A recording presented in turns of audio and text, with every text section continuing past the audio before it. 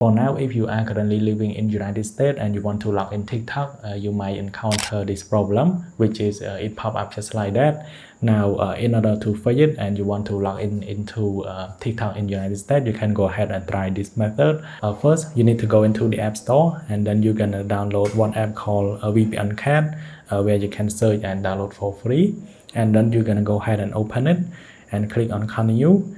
So for now, if it's like America, you need to go ahead and change.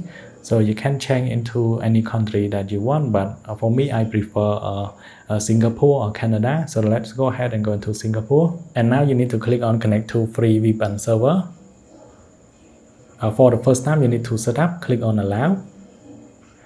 And then it asks you your iPhone passcode, go ahead and enter it. And now just wait for the VPN connect.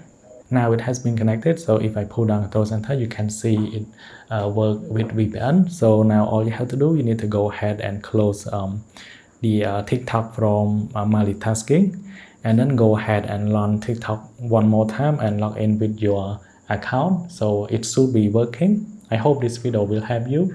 Then we'll see you guys in the next one.